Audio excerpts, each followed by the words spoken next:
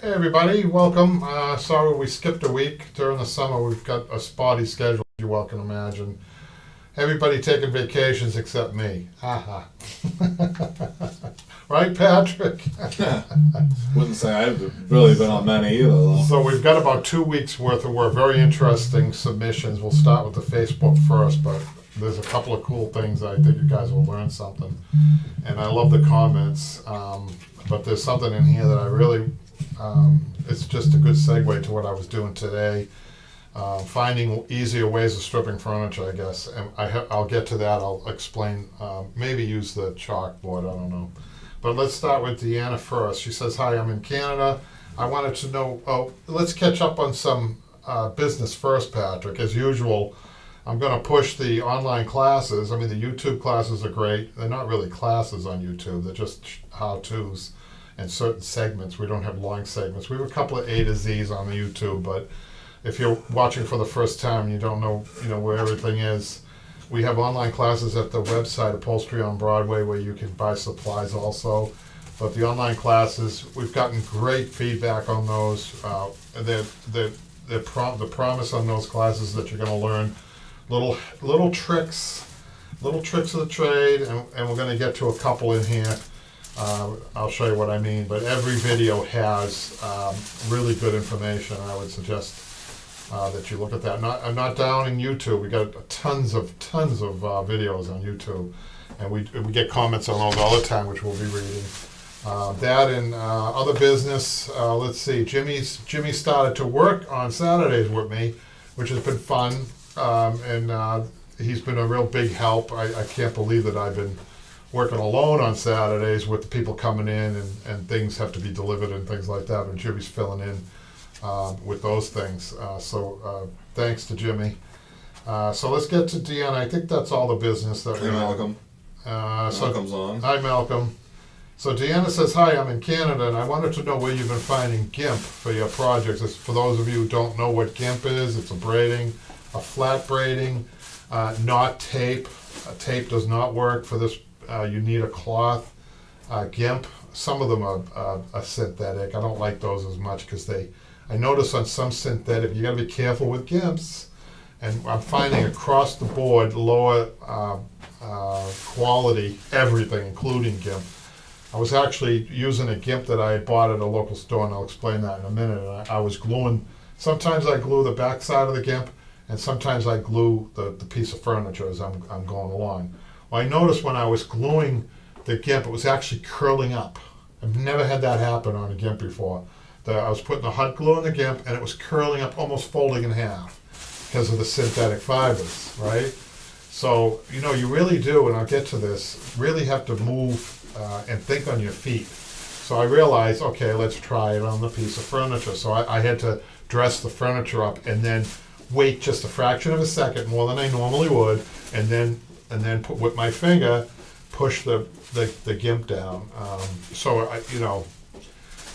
You really, problem solving is essential in upholstery, and hopefully if you're starting out, or even if you're a journeyman, or if you're like Malcolm that is upholstery, hopefully you pick up some tips from me, who I think I've been around a little bit longer, and I learned from a lot of the old timers that I learned from, showed me their tricks of the trade, so hopefully I can pass some of that on. It's amazing how much I forget though, and I'll bring that up in a minute. But Deanna says, I've looked at Michaels and Fabricland, no luck. I don't think either one of those would be good. And I found a couple of high-end local retailers who were dollars in a small selection. I had to say that's probably your best bet. In my case, I'm fortunate enough to be in a large metropolitan area, and right on the same side of the street as the shop, a few blocks down, is a place called, what's that, Playtime, Patrick? Yeah, I think so. Where they have a great selection of GIMPs, and both French and scroll.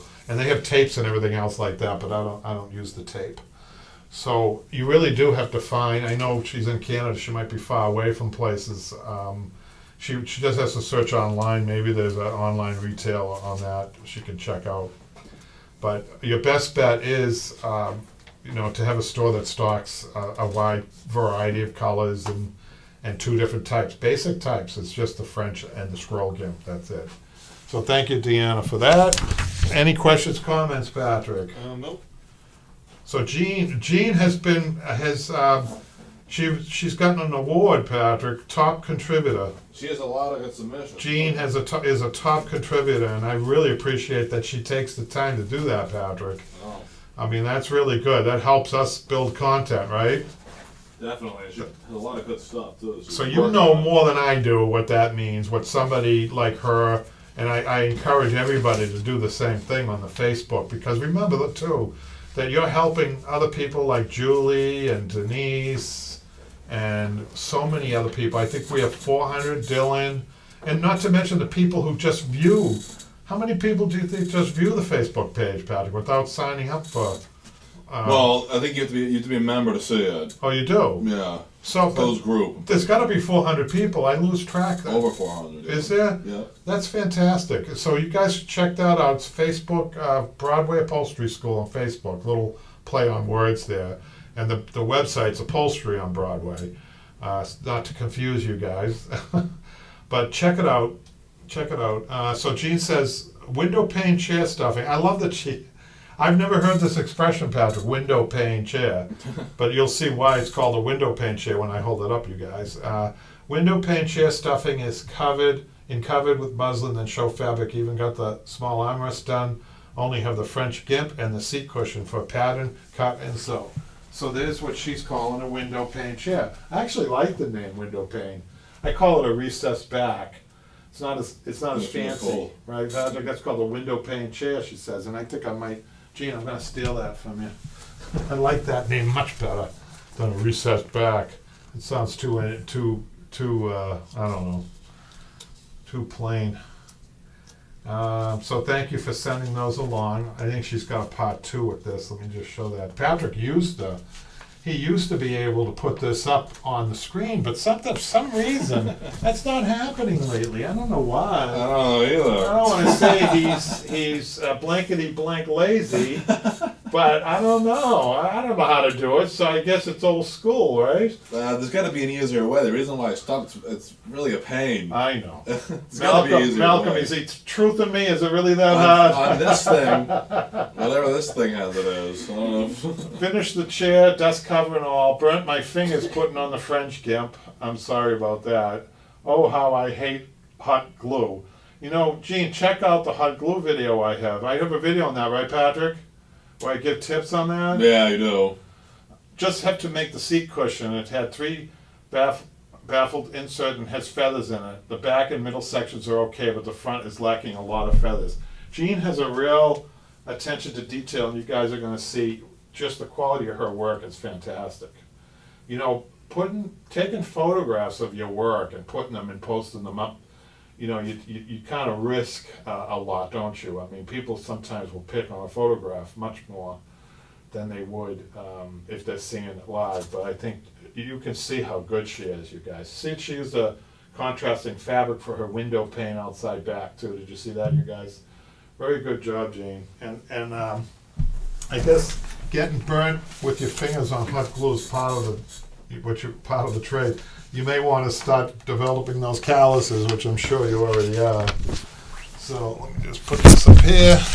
Another one from Jean, but keep them coming, Jean. Oh, this is a better close-up of her work with the window pane chair, front to back. She's showing, got the insides installed and the bottom part of the outside back finished. Still have the 2 outside arms doing the French gimp and pattern cut and sew cushion. It might have been a little bit out of sequence there, but can they see that, Patrick? Do I have to get up every time? No, yeah, they don't need to see the text.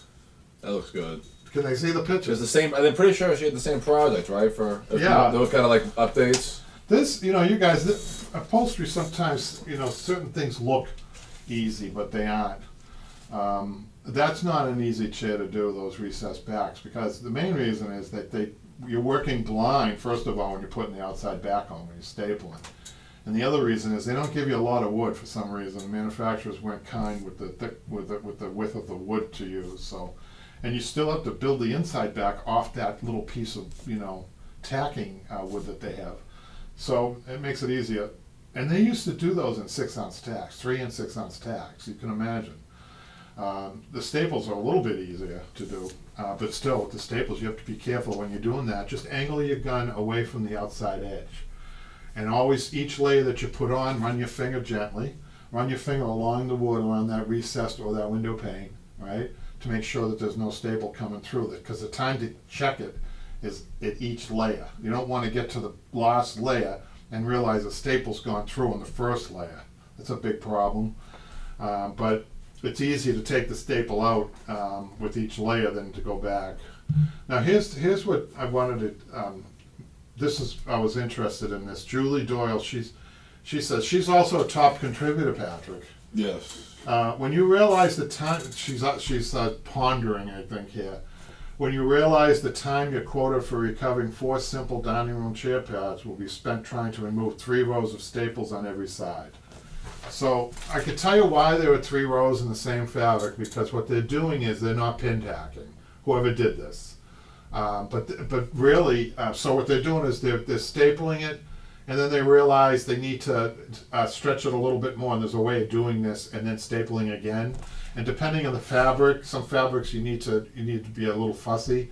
Now, I teach on most of my videos pin tacking, so that when you're pin tacking, you're doing all your stretching, and you make sure that it's proper and right, and then you can staple in between your pin tacks. And if you guys don't know what pin tacking is, if you're new, pin tack is a tack only halfway in. But some people do this. Now what I do is I do a pin staple. Now you guys have seen me do that maybe on a couple of videos. I don't know. I use tack sometimes, and on the staple is a little bit faster. And this is all about what Julie is pondering, is the fact that how much time can she spend taking all these staples out. I guess she's kind of stuck with this one, although I will say she's got a particle board or some type of non-wood, let's put it that way. So an excuse for you, and this really isn't an excuse, Julie, but if you start hacking away at those staples, you're gonna put a lot of dings and damages on that wood, those so-called fake wood, I mean. So she's got to cut. I would advise you to cut as much to the staple, to the inside of the staple as you can. Take out the staples at the corners, but you have to be real careful. I just had a slip seat like this.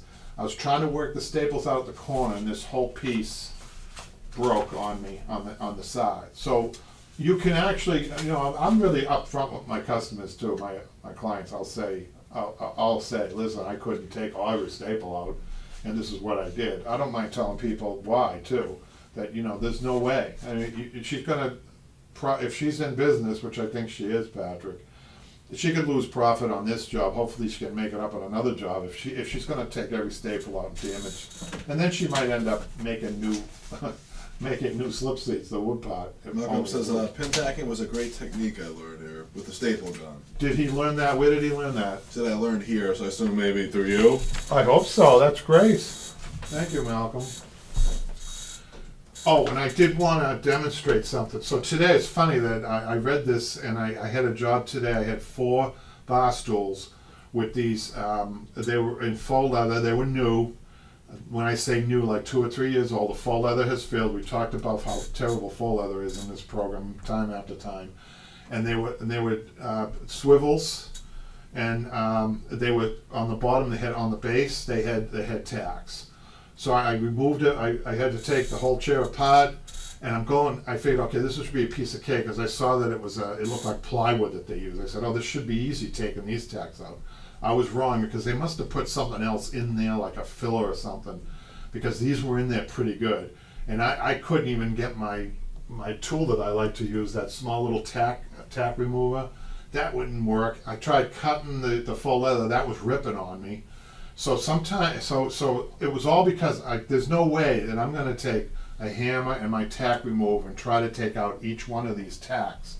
I had to find, and this is what I'm saying to Julie, is that you really do need to dig into your toolbox full of tricks, your bag of tricks. And so with this particular one, I was kind of stumped for a little while. But I said, I put a lot of pressure on myself. So I don't have time. Really, when we estimate upholstery, we really don't get paid for stripping the furniture. You're only, your time is only, this is, I don't know about you guys, is only with the recovering process. I never count how long, so therefore, I better be fast, because I don't want to lose money. Now, I get aggravated when I can't figure something out. Sometimes I can't, very rare. So I was trying everything. I had my side cutters. I was trying to pull the tack. I was trying to get my side cutters under the tack. I was using my tack hammer. I had to use my mallet, and that's too slow. I was pulling on one end, and the faux leather was ripping. So what I did was I never use razors. You guys have heard me say I never use razor blades, but I was realizing that the faux leather wasn't loose on both sides because it was pulled over tight. So I flipped them over, and I took I couldn't get the scissors in there. This was really bugging me, but I had to do this fast. I wasn't going to waste time. So I went and downstairs. I have some razors. I hide them. I don't like any, especially students using them, because it inevitably somebody gets caught, or somebody slips and the wood gets, a razor blade on a piece of nice finished wood is a disaster. Anyhow, so I go downstairs, I get my blades, I have the cardboards covering the blades, I'm cutting and then I go to pull, and it rips again. I'm saying, okay, trying the other end. I went to the other end, and I pulled out a whole row. A whole row came out right out with easing. I couldn't really pull it too hard. I had to ease it, roll it with my side cutters. But now, so that's 40 years of experience came out. Then I realized something. Malcolm might appreciate this with the tacks. I don't think I have to show this.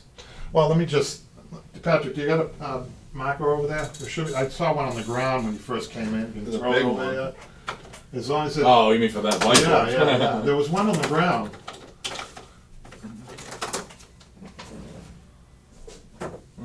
This one more? I figured out that the person who put them in was right-handed. Okay? Now, focus. Can they see this board, Patrick?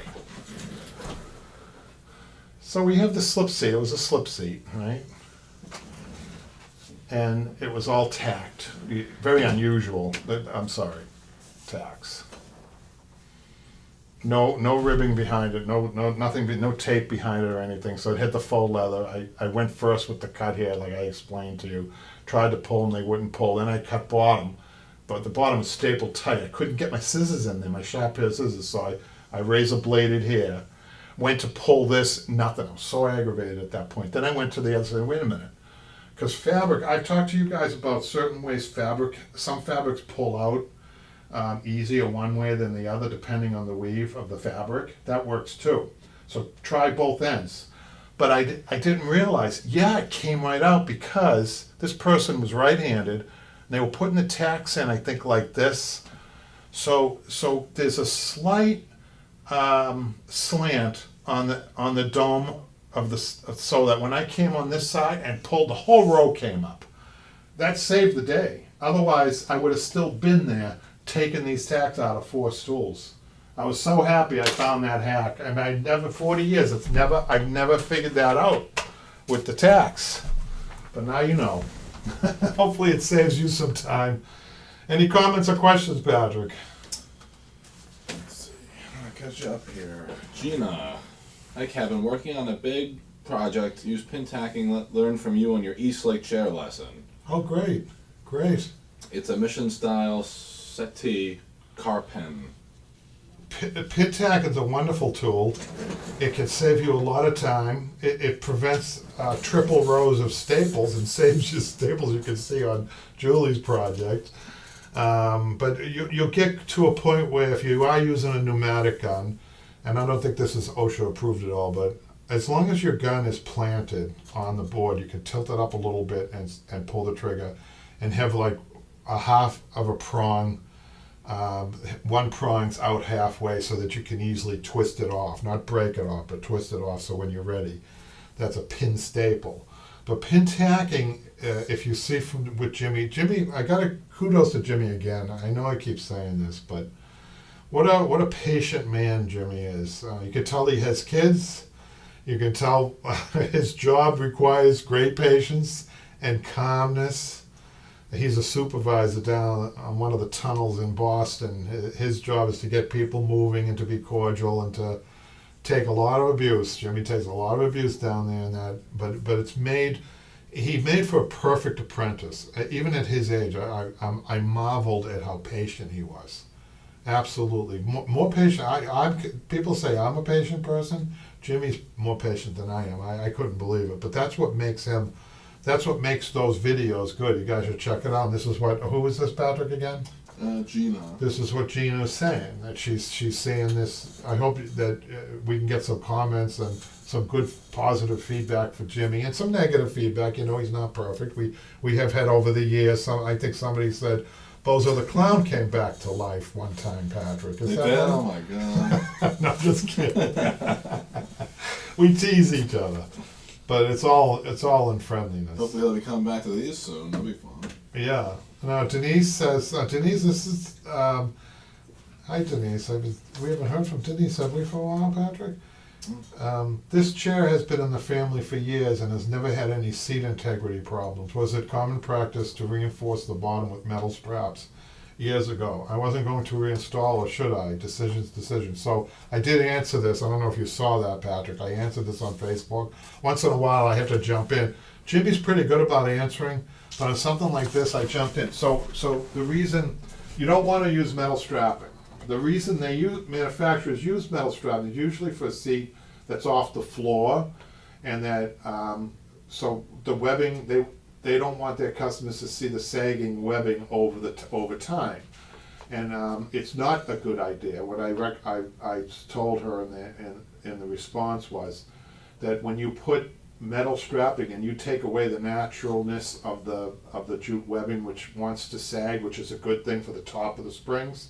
When you do that, all of the pressure goes to the top, and the springs in no time. I shouldn't say no time, but it takes half of the life away from the top of the springs. Which by that time, will be 25 years, and the manufacturer won't be held responsible. But if they don't put the metal strapping in, and somebody sees it sag, and all of a sudden the red flags go out, people don't understand that, and they call the manufacturer, and he gets in. He just loses profit. So the whole reason they do that is for that. I hope that explains that. But I didn't think there was a lot, to know. There is a lot to know about upholstery, I remember when I first started, though. It's not, it's not really, I couldn't fill up one book on upholstery, and people have written books on upholstery. There's a lot of pictures in there, a lot of with captions, but really, it's a skill, so there's a lot that isn't put in books. I don't know if I'm making any sense, but a lot of it is I guess skill. I guess skills are like that. Can I write every single thing? I could talk it, but can I write every single thing that an upholsterer does? I don't think so, and that's why Jimmy is the key to these. I say again, Patrick, to the online classes, because he asks those questions that a skilled person sometimes wouldn't verbalize how to do it. He wants to know how to do it in those videos. They're paid videos, they're not much. But if you're just starting out and you want to try to get some better background besides the YouTube videos, check it out. Brad says, a before and after of the Lincoln Rocker I did for a friend. I love these before and afters. Complete repair and glue up and reupholstery. And here it is. See that, Patrick? We see that up on the top of is the. Get a little closer with that one. That was a lot of detail. Yeah. I like the before and afters, but I also like when Jean posts that real detail that she has in the process. Pictures are worth 1,000 words, you guys.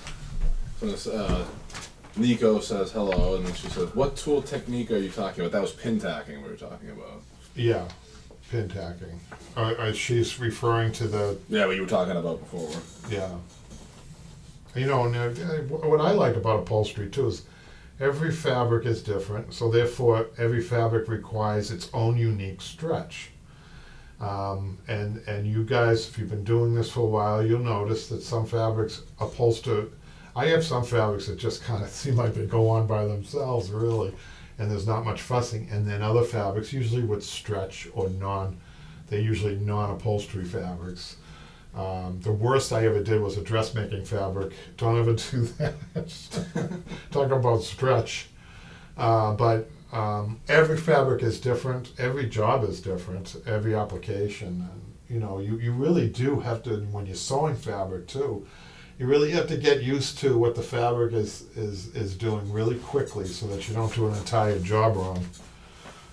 And pin tacking definitely helps with that. So with sewing, you kind of have to sew one side of a cushion, for instance, just to see what's happening, and then adjust. The machine, contrary to popular belief with beginners, the machine doesn't do all the work for you. That's why, I started training on an old Singer machine, which required a lot of, user help with it. And so, some of these newer machines, they're great. They have a reverse, even the walking foots and things like that. You still need that skill level within. So I would suggest start with a machine that is only doing a stitching. I say that because you have to pull. Let's say start with a square cushion, and start trying to corner up and see how the machine, an older machine, maybe reacts to that. Build your skill with an older machine, and then you can graduate to the better machines and the newer machines. Dylan, any questions or comments, Patrick? Dylan? Yes. Gina followed up. The pin tacking allowed me to readjust the fabric stretch that I am Stapling. That I staple. You YouTube has a new logo that covers the chat, so I can't. Oh, it does? Yeah, it's like the emojis. On purpose? I don't know. It covers the chats in the live chat, so I can't see. Oh, brother. It's really stupid. Well, what she's saying is you could pin tack an entire job, piece by piece. We teach you how to do each section by itself. Pin tack an entire seat, for instance. Make sure it's perfect. You can undo a tack if you don't like a certain area and reinsert the pin tack. Get it perfect. Your space in your pin tack's about every inch and a half anyhow. And then once you get it perfect, including the pleats, if there are any pleats, all the cuts, things like that, you get it perfect. Make sure if it's the seat, you sit on it first before you staple it. If you sit on it, and sometimes you sit on it and you still need to stretch it after the seating. So that's important. I've never said that to you guys before, I don't think, but I do it automatically. See, that's what I'm saying. And then once you're solid with that, you can just go in between with your staple gun all the way around. Take your tacks out and staple where the tacks were, and that's it. You're done. It's safer than stapling. I don't know how people do that. I've seen that. I've seen people. I heard of people teaching with like 12 staple guns to people. I don't think that works, because really, even people who are advanced in a class still require a little bit of a slowdown. I know that frustrates people.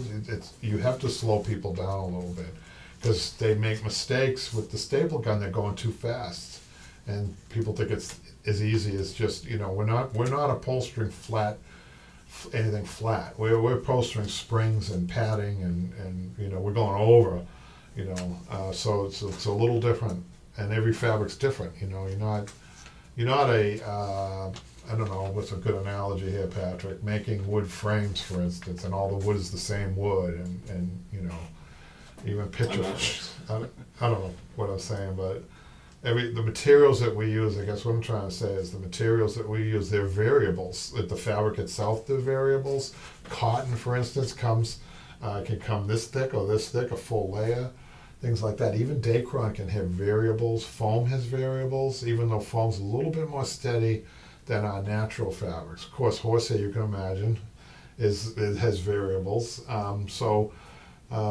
That's the challenging part of upholstery, is especially the pre-World War II upholstery, where you're using a lot of natural fibers underneath the fabric, is to get it to look good, and that means symmetrical. That means that it doesn't matter if you're a right-handed person, you have to adjust. You have to pull the left as hard, so you have to adjust your body. So there's a lot of that going on too. People don't realize there's a lot of body language in upholstery. I wish we could take an A to Z with me upholstering piece back just to see all the different body angles that I use. I actually sometimes use my stomach, if you can believe it. Sometimes if I'm stripping a piece of furniture, I use my foot. I wouldn't advise you guys to do that, but let's say I have a skirt that's stubborn, and I'm getting aggravated. It's got 3 rows of staples like Julie's chair. I've been known to use. No, you have to know how to do this. You can't. You have to be careful. But I get the skirt to a point where I can put it on the floor. I step on one side and I take my strong leg and I kick it, and I bring off the. You should see me. I'm like a bear sometimes when I do this. No kidding. I mean, I don't want to waste time taking every staple out of a skirt. It could take all day or longer. In that case, you have to find ways. And so I've done these skirts where it didn't work, where it ripped, and the skirt, I put so much force on the skirt that it ripped and wouldn't come. So I go the other side, bingo, it comes out. Same thing on staples. I don't know how that works. Maybe some engineer out there, or some, what do they call those, Savali, what do they call those, spinjaji, or whatever. What's the word I'm looking for, I have Patrick? no clue. Michaela knows. What's the word, Michaela? Venguli or some type of magician. Can The same magician. can explain that to me. Why on staples? Now I wouldn't think mechanical staples, that it wouldn't be like the French nail, right? Because that's a mechanical thing. That's going straight in, right? Or maybe the right-handed person, right, is tilting the gun a little bit. Yeah, that's what Svenjali. Svenjali. Malcolm knows everything. Malcolm is bright. Why is he watching this? I know. He must be losing brain cells. Just kidding. Not that bad. Well, I get excited because I'm wondering why, if you're putting a staple in with a pneumatic gun with 80 pounds of pressure, Malcolm, first you put it through the skirt, right, with the, you're talking about a line or at least 2, 3, 4 layers of fabric, 80 pounds of probably a long staple, bang. And then sometimes people put the cardboard tack tape in there on top of that, more staples right through, right? So why would one, it could be two, that I'm my right hand, I don't know. I've noticed that one side is easier than the other side. Somebody has to explain that to us, Patrick. Dylan says, trying to figure out the age and the make of this piece. Looks to be a Victorian Eastlake by the simple carvings and design, but not sure. My first time doing an antique piece, thanks. That's an Eastlake. Eastlake's, Malcolm, probably, if you have Google in front of you, Patrick, you can Google Eastlake. So I don't want to misspeak, but I think Eastlake was about the turn of the century. Can you check that out? Eastlake furniture, about the turn. They're easy, actually, to date, because that's a specific design. I think it was a cross between. It was a 1870 to 1890. Post-Victorian. So the Victorian era. Think Abraham Lincoln. Think Abraham Lincoln with the chairs around him in that time frame, 1860, 1850, Victorian, and then this came about as after the Victorian, but it's easy to date. It's easy to date. That is a beautiful Eastlake, though. That is wonderful. But he's calling it a Victorian Eastlake, so yeah. All right, next one, Jean again. Oh, this is a continuation. I think you went out of sync here, Patrick, but let me just read it anyhow. Yeah, it was hard to keep track of what they put. She installed, at this point on the two chairs or the one chair, she installed the cotton. She put cotton on the inside back. It looks like she used a synthetic cotton, which is fine. Copied old muslin pattern for the inside back to show fabric was not usable for patterns. Pattern the 3 pieces for the inside. We'll install that tomorrow afternoon. So we back up a little bit on that one to show that is. She's got a difficult back there, that curved back. You definitely need seams on that, you guys. If you ever try to do it without 2 seams on either side, you're in for trouble. In addition to that, on the bottom of this, near the seat, usually there's a welt with a pleated stretcher that you don't see. The pleated stretcher is used to pull the bottom tight to get all the wrinkles out. She doesn't have any buttons in this. No, she did a very good job on a very difficult piece of furniture. And the customer will say, well, how much is that? And then you give them a price and they'll look at you like you had 2 heads, not realizing, the simplicity, the simple look of that chair, and it's got really nice feminine lines all over it. It really throws you off even when you're pricing that, but I probably would price that out that side chair, even myself, I would underprice it knowing that I couldn't get a certain amount for that, but I'd be lucky to get $725 for that chair. And I bet Jean, is Jean on there, Patrick? No. Maybe Not that I know of. she can follow up sometime and tell us if she wants to be candid and tell us how long.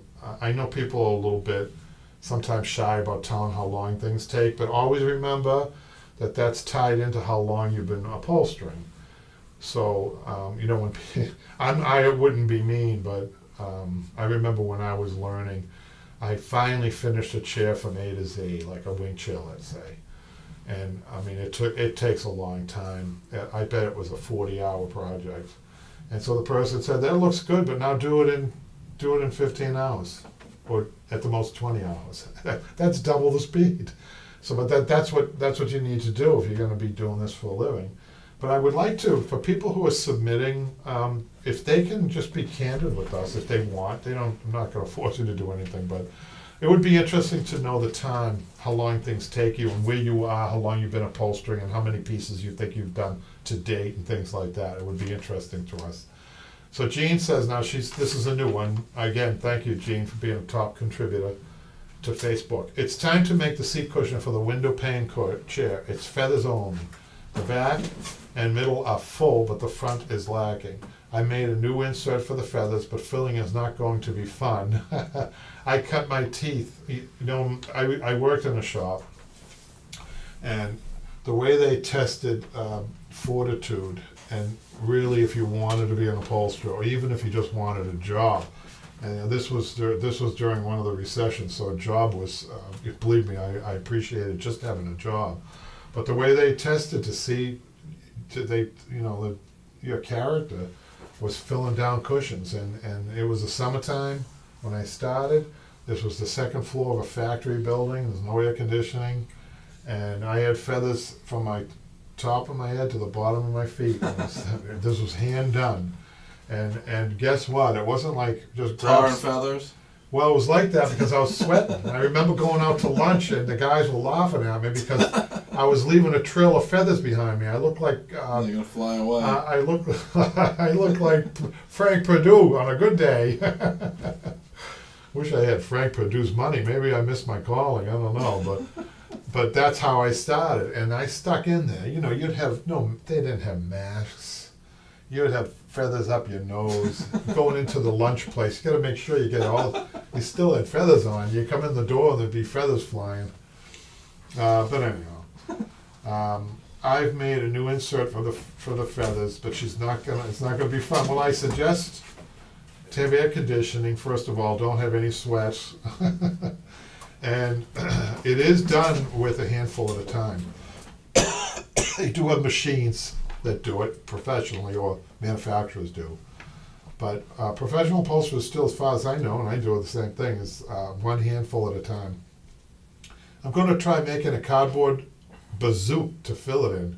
Oh, she's already thought about this. Okay.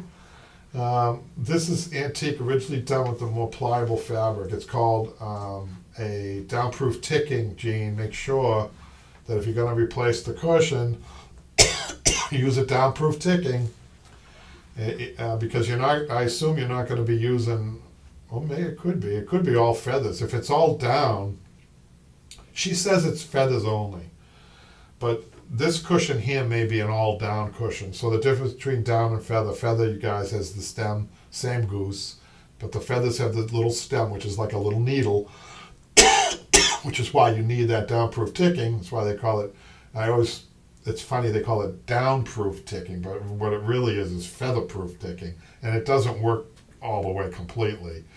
Down will not go through even a seam, in my opinion, because it's so fluffy. That's the stuff they use to fill coats, down coats.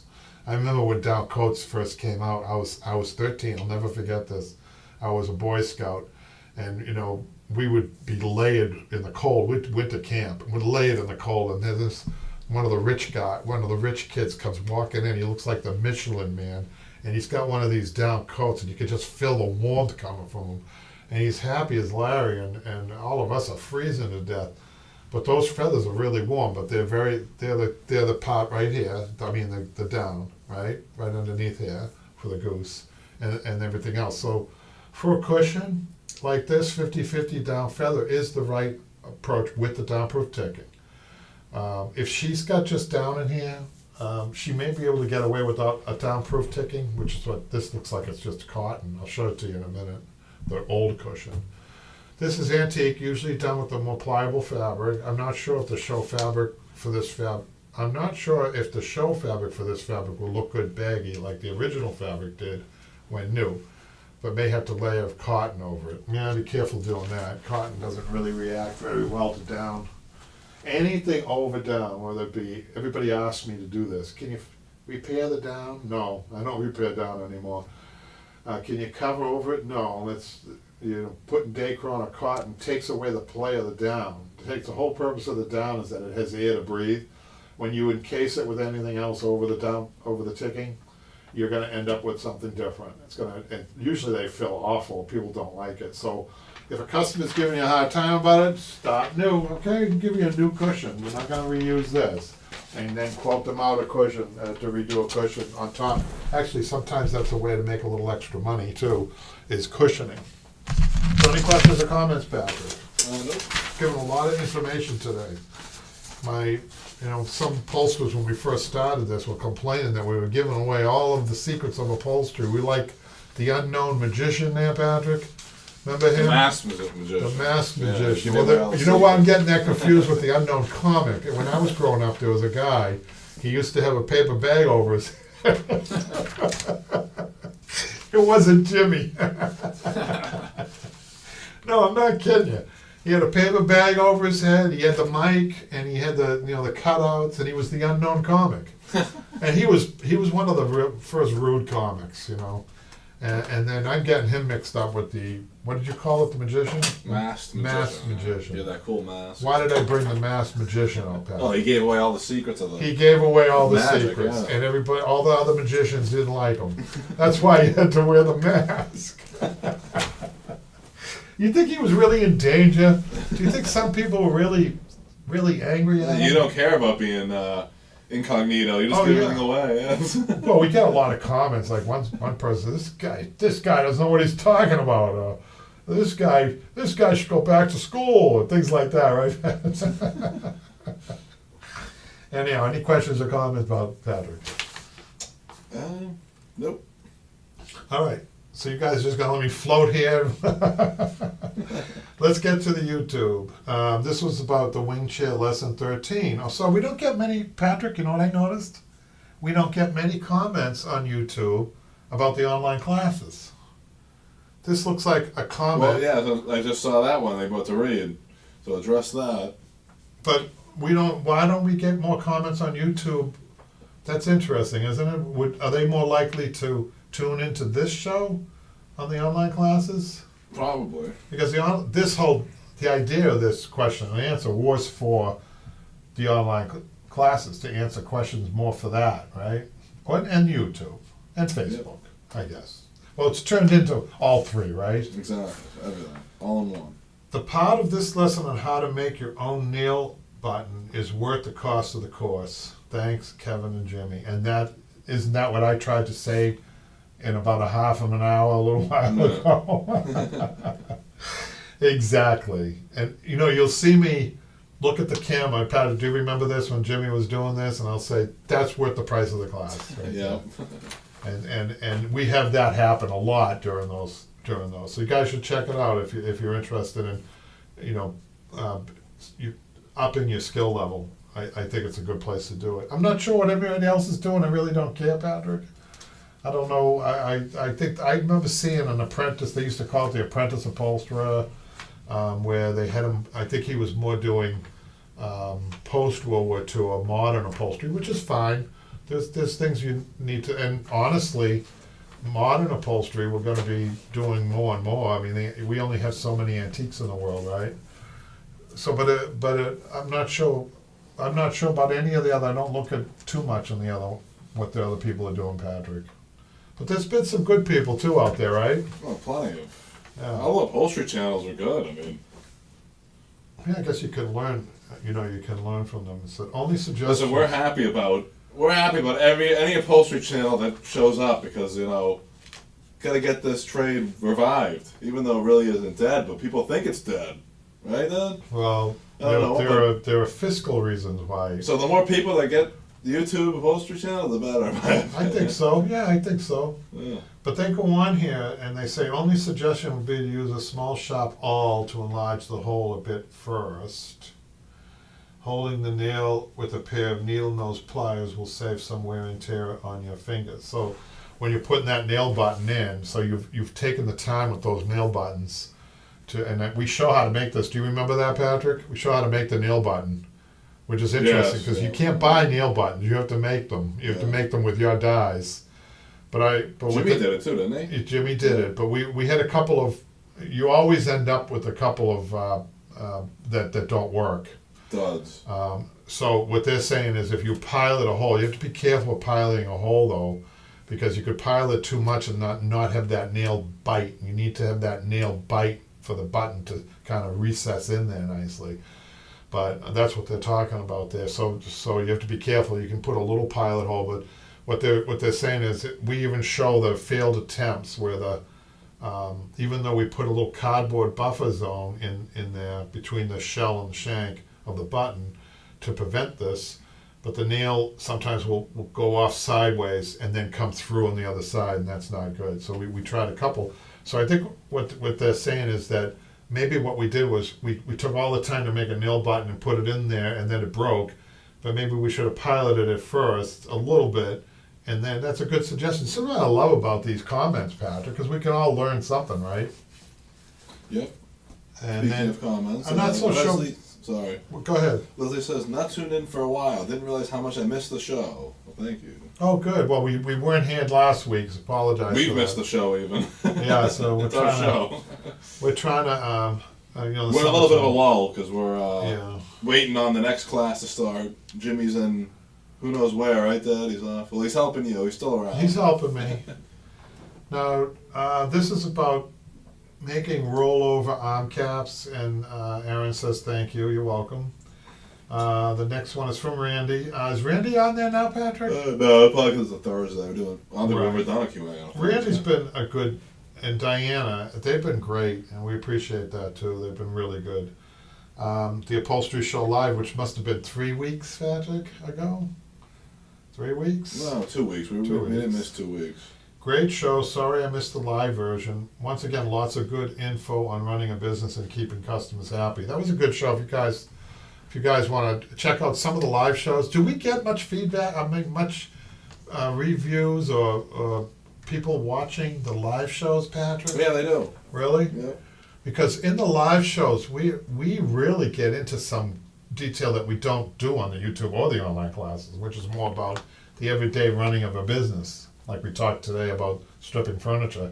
That's something that happened today. Usually, it's very relevant to the day of the taping. So that's what Randy is saying. And then I think I'm going to try Peter's drinking game. What's that all about? Remember, he was talking about every time you say, what was that one phrase? Right, Patrick. Take a shot. I think I said about 800 times. Yeah, I know. I will have to check that out. Enough bourbon for the entire live stream, he says. He doesn't have enough bourbon for that. Oh, Hennessy. All right, so the next one is from Julie. I'm not sure if this is the same Julie or another Julie. How to cut fabric around posts. She says, thank you for your helpful videos. Just about the time I think about a question, you always seem to come through with an answer. Thank you for that. I am working on a French cabriole chair. It's an antique, has its horsehair, hand carved, and is a pretty chair. Question is, I'm looking for a video that teaches cutting on a chair where there is a post dead center on the back. At the usual back corner, I have been practicing with scraps of material to figure out the cutting. But the stapling and pulling of the front when the back is not stable, the center is a challenge. Any suggestions? Thank you for sharing your wonderful knowledge. Let's just show this Julie, Patrick. What did I do with the pen? What did I do with the pen that I had? Sure, the blue one. So she's got, let's say this is her seat, and this is the back coming up here. She's got a heavy post right dead center of the seat. okay? So she's gonna do the seat first. What she needs to do is she folds the fabric back, and she's gonna cut to the center of that post. Make sure obviously you guys don't go all the way, and do small cuttings first if you're not sure. But remember that the cuts have to travel to the edge of each post inside the chair. So don't cut to the surface. You've seen my videos, you know what I mean by that. And then you're gonna make one cut this way. This is called a Y cut. You can see Y. And one cut this way. Try to be a little bit inside of the post. Don't be to the outside of the post too. But the idea is to get this fabric cut so that when you pull it, when you pin tack to the back here, you don't have any puckering on the front, and you obviously don't want to overcut. Okay, so and then guess what? This you can flap down, but this does not get any tacking. Okay, that's the trick. You cannot tack this. Okay, you need to pleat it and leave it. I don't care how wide this is. That's just it. There's no way really attacking it without making giant pull marks this way, unless the fabric can do it. If the fabric can take that, you can flap this up and get a couple of tacks here. But it's really hard to do that without like projecting pull marks from here. So I hope that answers their question. The next one, never too old to learn a new trick. This is the fixing a pop button for free. Isn't everything on YouTube free, Patrick? Sorry, what? Isn't Reading the comments. Isn't everything on YouTube free? Well, not anymore. You can pay for YouTube memberships. You can pay for all this stuff. What's the benefit to that if you can get it for free? Some channels have insider content. Only the subscriber, like the members can. I feel funny about doing that. Gonna catch you up here. Yeah. Gina says, I'm working my way through the online courses, and the tips you give while working on your side project is much appreciated. So what's the one where you had the side project going? Remember, during the class? We tried something new, didn't we? I remember that was the Jimmy's or Michelle's, I forgot. Yeah.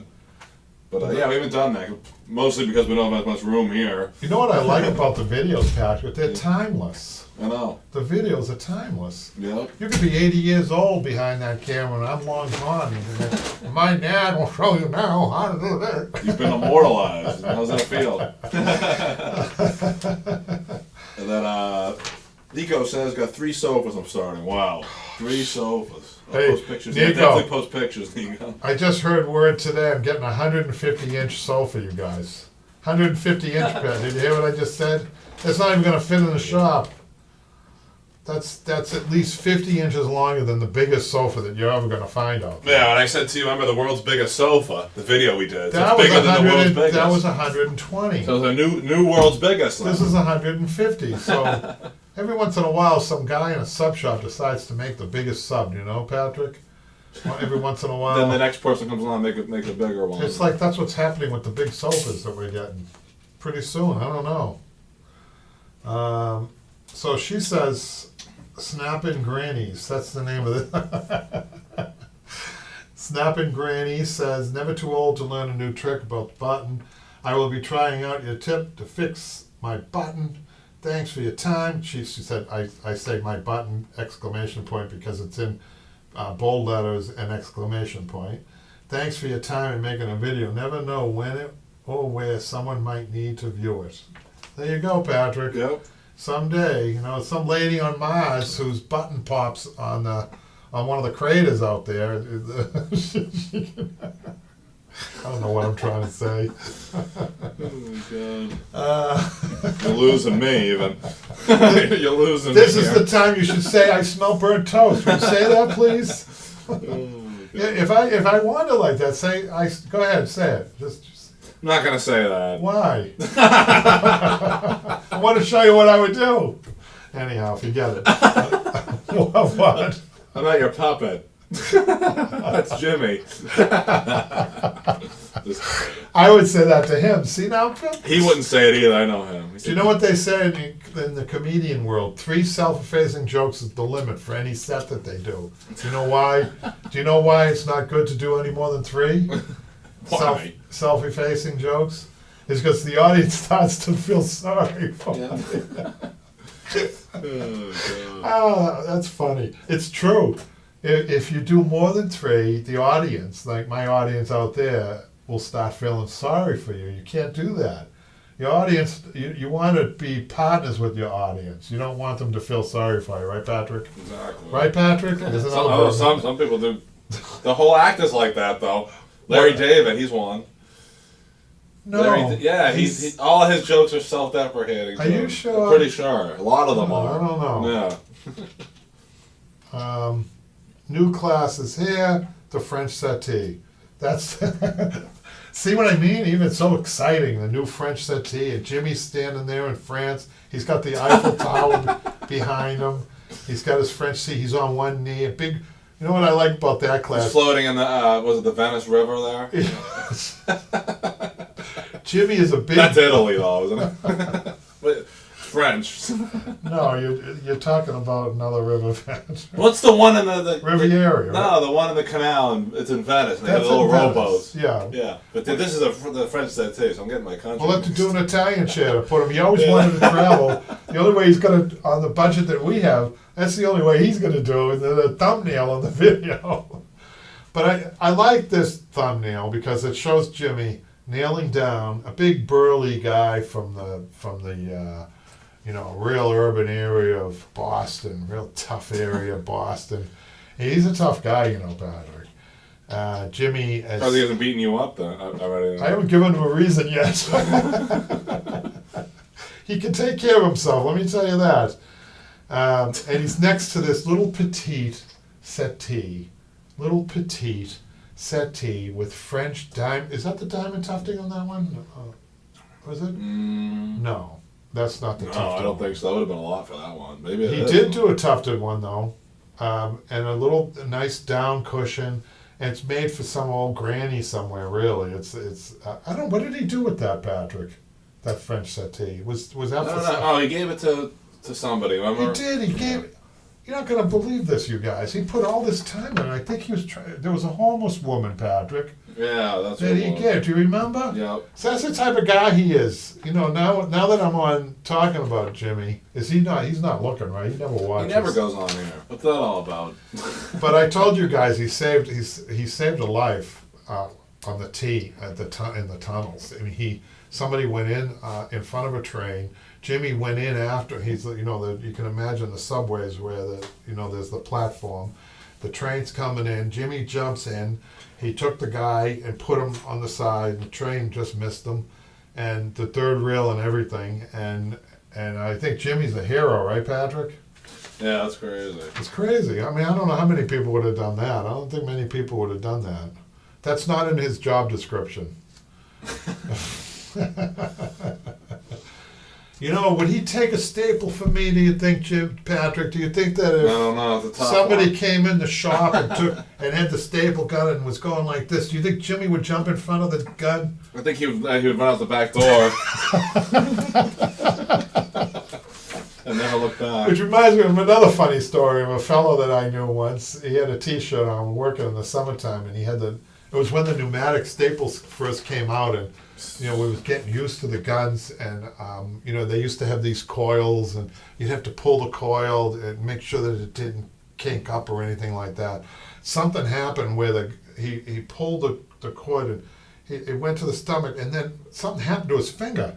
He started shooting himself, Patrick, in the stomach with the staple gun. Boom, boom, boom, boom, boom, boom, boom. And he was going like this. Ow, ow, ow, ow, ow, I said, stop! I said, stop shooting yourself in the stomach. I mean, the gun was right up. He had a big stomach, so that helped. It was like a T-shirt like this. Boom, boom, boom, boom, boom, boom, boom, all the way.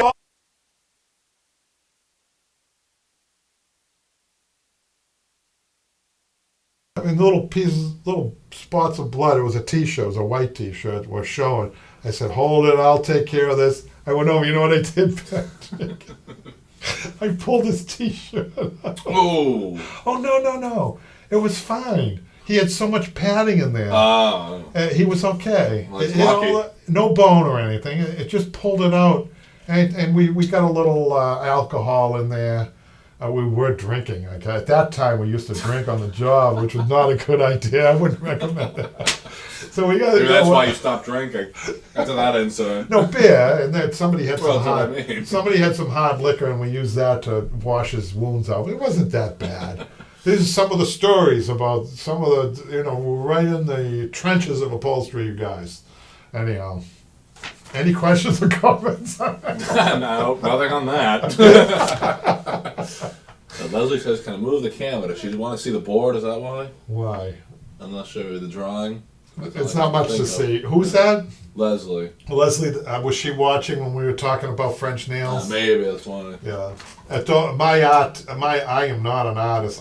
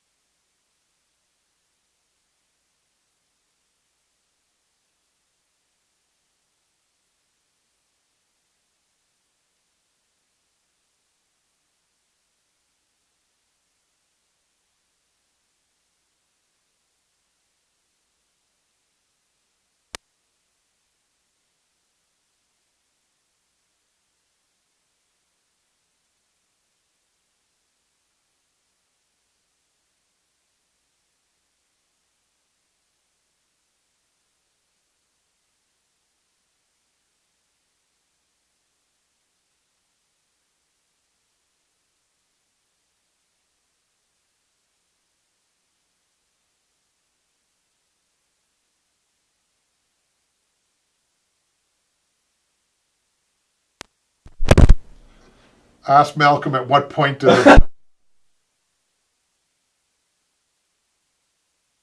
Nothing happened to this.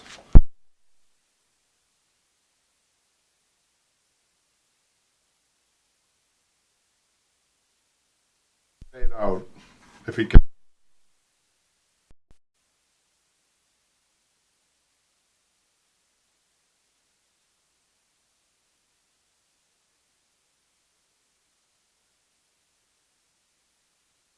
Writing will give you a free.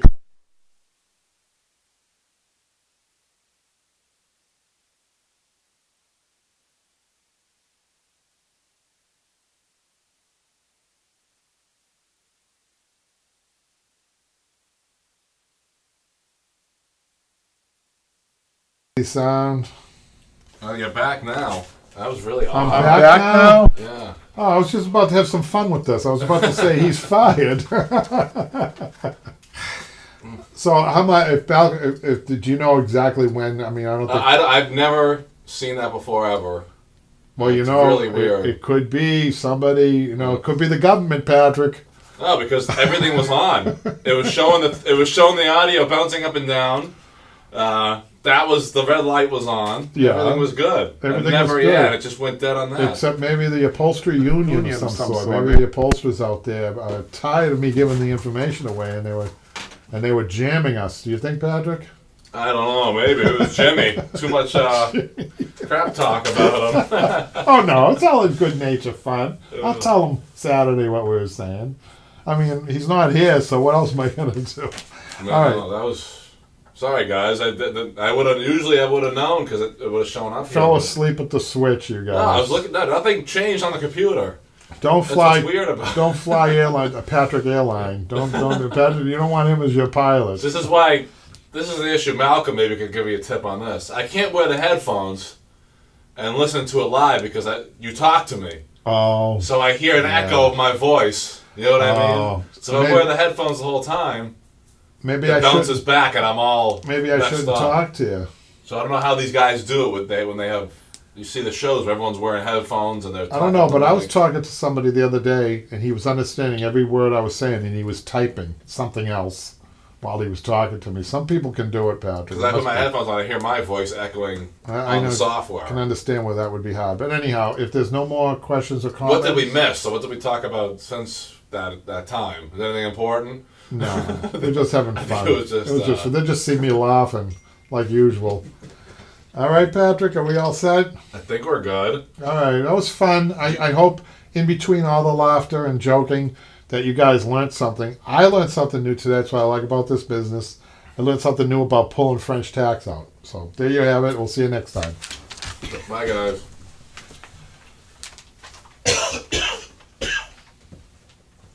How long was that, Patrick?